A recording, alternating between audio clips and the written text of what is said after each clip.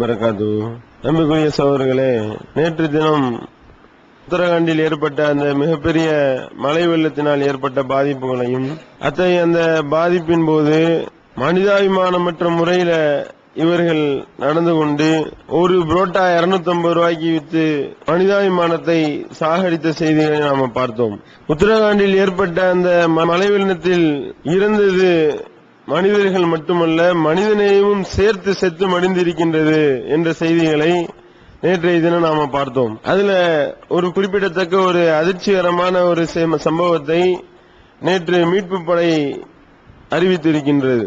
அது என்ன அப்படின்னா, இது போன்ற கொள்ளையடித்த சம்பவங்களையும் நாம சுட்டிக்காட்டினோம். இவ்வளவு சிரமத்தில் பிணக்குவியல்களுக்கு மத்தியில அங்கே ஓரஞ்சாரத்தில் ஒதுங்கியிருந்தவர்களிடத்துல கொள்ளையடிக்கக்கூடிய ஒரு செயல், இப்படிப்பட்ட ஒரு மிருகத்தனமான ஒரு வேலையை யார் செய்திருக்கின்றார்கள் என்பதை நேற்றைய தினம் கண்டுபிடித்து வெளியிட்டிருக்கின்றார்கள்.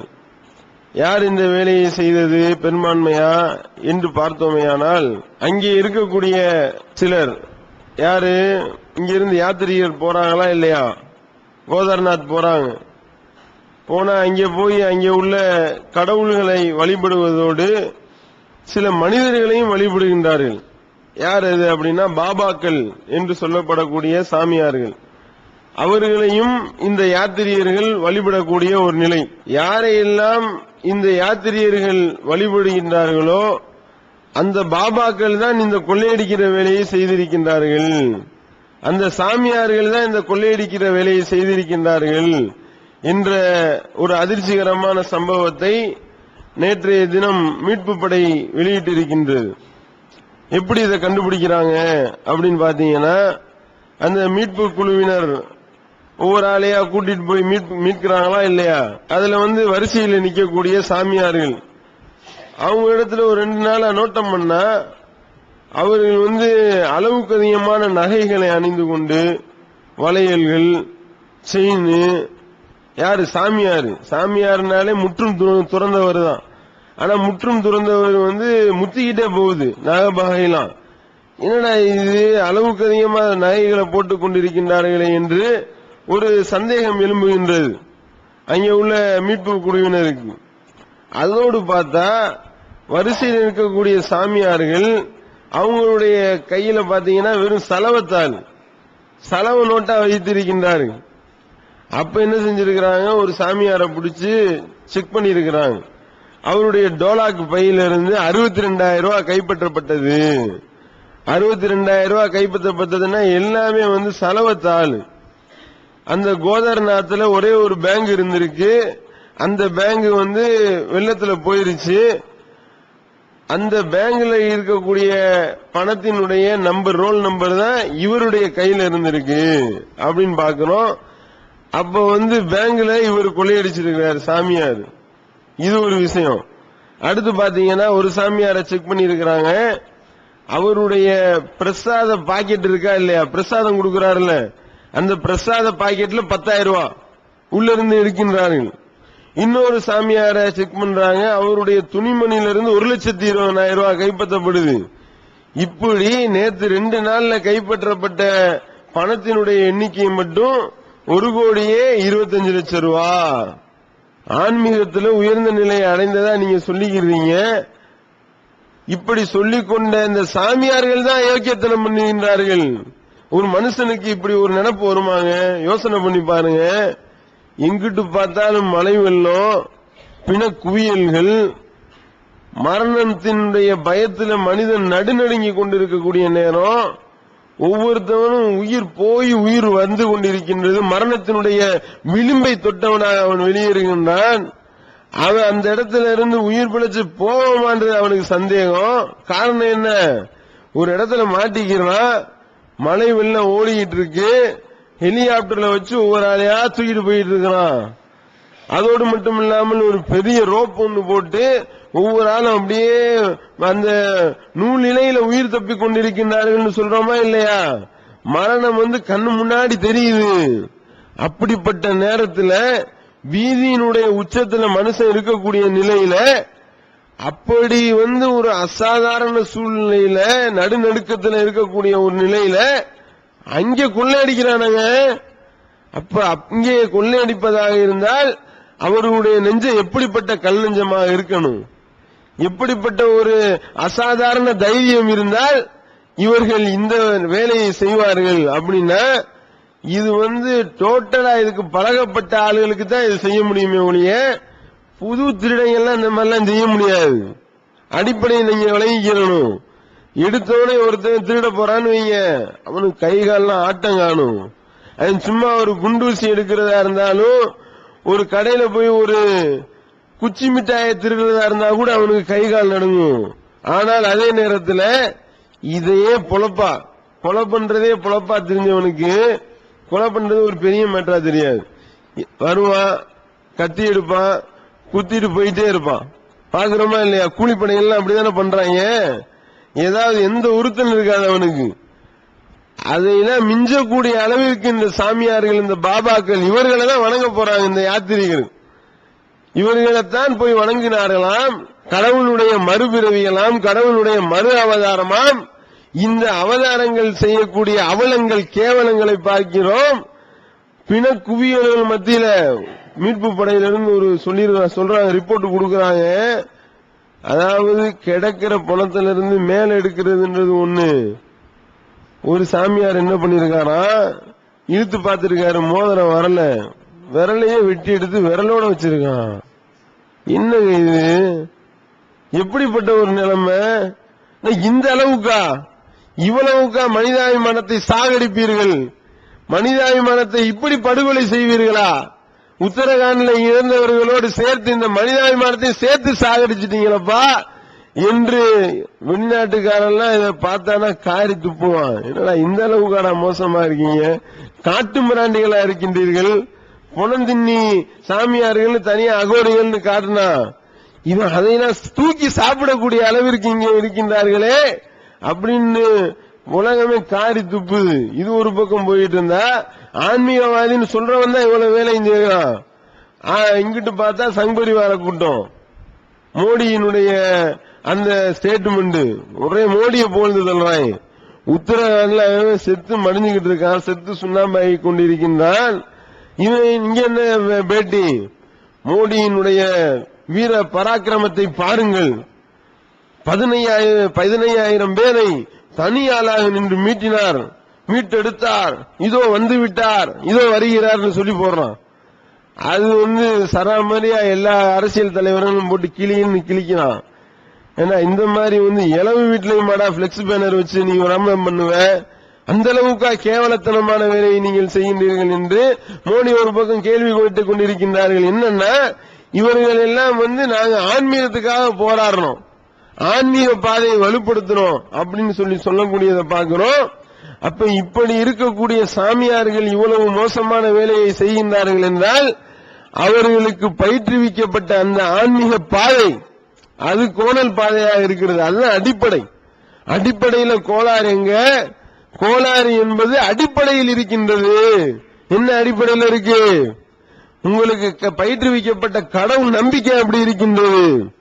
கடவுளே திருட்டு கொள்ளைலாம் ஒரு மேட்டரே கிடையாது உங்களுக்கு, அதெல்லாம் ஒரு உறுத்தலே கிடையாது. கடவுளே திருடுறாருல, கடவுள் பண்ண வேலையை நான் பண்றேன் என்று சொல்லக்கூடிய அளவிற்கு, என்று நம்பக்கூடிய அளவிற்கு இருந்தால் எப்படி திருந்துவான்?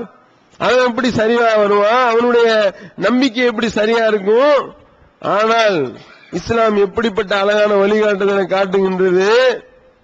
நீ இங்க ஒரு மோசடி செஞ்சீனா அந்த மோசடி குறித்து மறுமையில இறைவனிடத்தில் நீ பதில் சொல்லி ஆக வேண்டும்.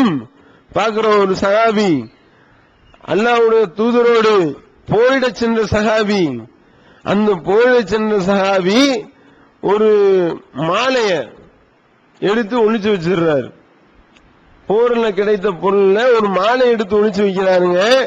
அந்த மாலையினுடைய மதிப்பு சில திரகங்கள், அவ்வளவு பெருமானம் உள்ள ஒரு 20 திரகமா நம்ம வருது ஹதீஸ்ல. ஒரு 1000 ரூபாய் கூட பெறாது, ஒரு 500 ரூபாய் கூட பெறாது.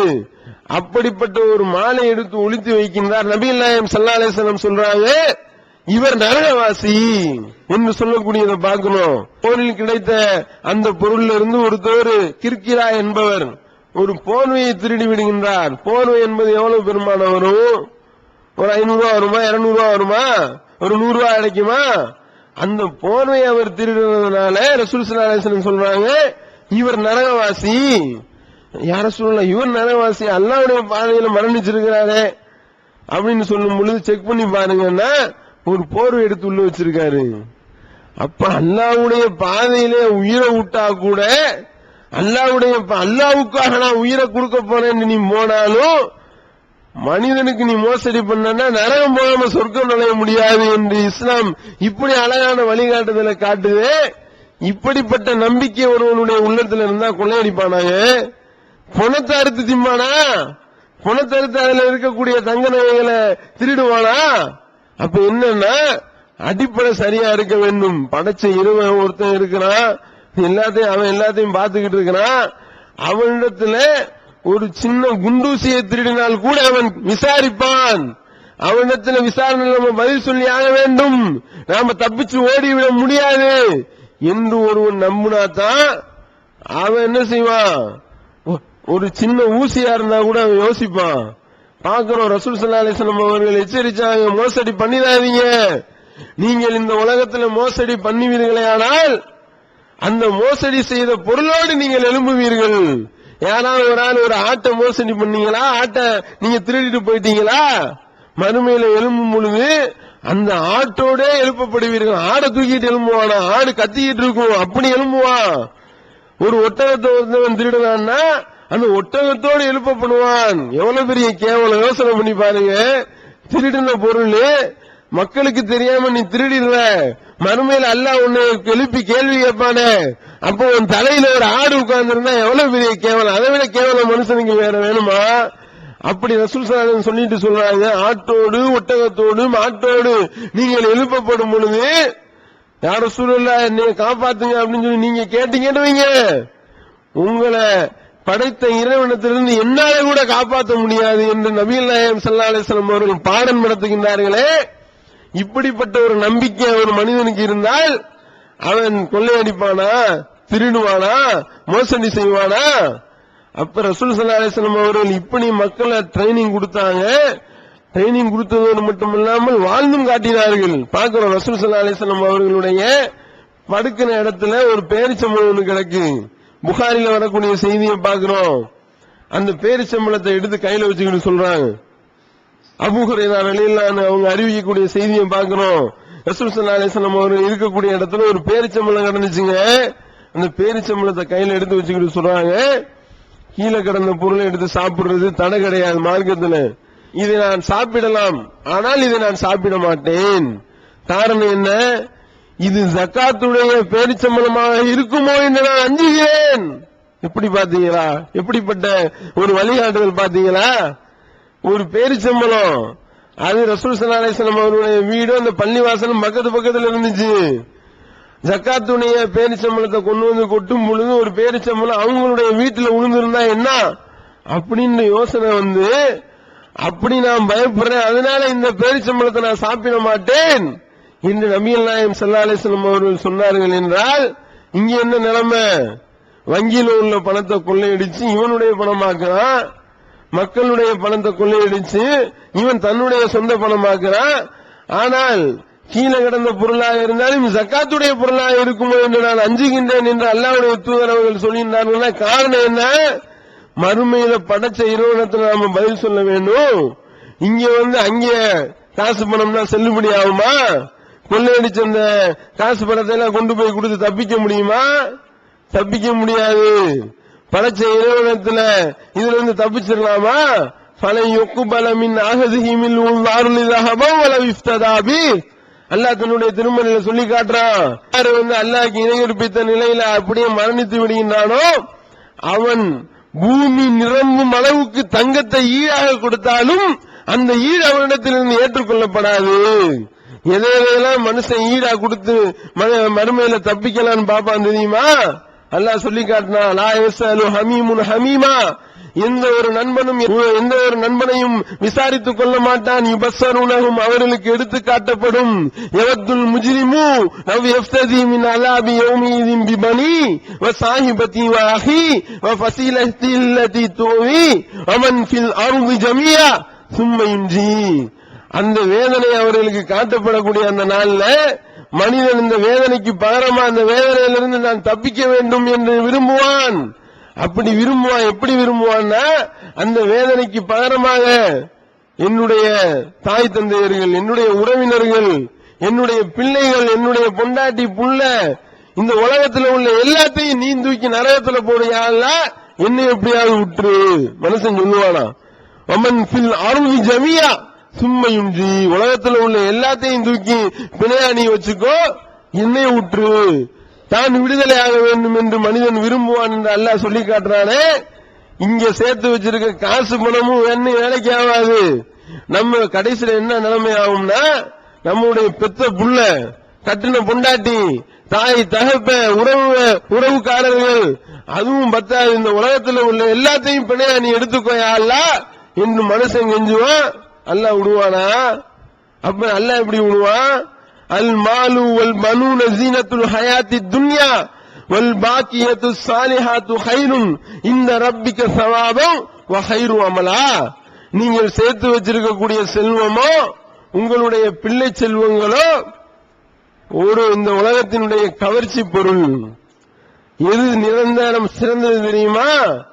எது நிரந்தரமான நல்லறங்களாக இருக்கின்றதோ, எது சிறப்பான நல்லறங்களாக நீங்க செய்யக்கூடிய சிறப்பான நல்லறங்கள் இருக்கின்றதே, அந்த நல்லறங்கள் தான் கூலியில் சிறந்ததும் எதிர்பார்க்கப்படுவதில் சிறந்ததுமாக இருக்கிறது. எல்லாம் சொல்லி காட்டான்.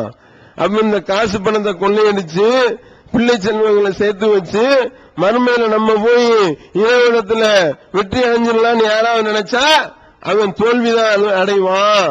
இங்க மோசடி பண்ணிட்டு அங்கே போய் இறைவனை சரி கட்டிடலான்னு எவனா வந்துடாத, இறை தூதர் வந்து நிப்பாங்க நினைச்சிடாத. யாரும் காப்பாற்ற முடியாத நாளு.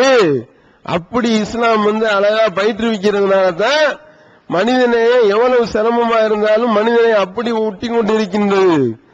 அப்படி இஸ்லாம் வந்து இறைவனை அஞ்சக்கூடிய ஒரு தன்மையை கட்டுத்தர்றதுனால தான் ஒரு சின்ன பேரிசம்பளத்தை எடுத்து வச்சுக்கிட்டு ஜக்காத்துடைய பொருளா இருக்குமோ என்று அஞ்சக்கூடிய நிலைமைக்கு நபிகள் நாயகம் ஸல்லல்லாஹு அலைஹி வஸல்லம் அவர்கள் இருந்திருக்கின்றார்கள். அப்படித்தான் சஹாபாக்களை உருவாக்குனாங்க. ஆக அடிப்படையில கோளாறு, இறைவனை சரியான முறையில நம்பணும் அப்படின்றதுதான் இதுல நாம பெற வேண்டிய படிப்பினை. அப்படி நாம சரியான படிப்பினை பெற்று மறுமையில வெற்றி பெறக்கூடிய மக்களாக இறைவன் நம் அனைவரையும் ஆக்க வேண்டும் என்று கேட்டு நிறைவு செய்கின்றேன். வாயிதவான அல்ஹம்துலில்லாஹி ரப்பில் ஆலமீன்.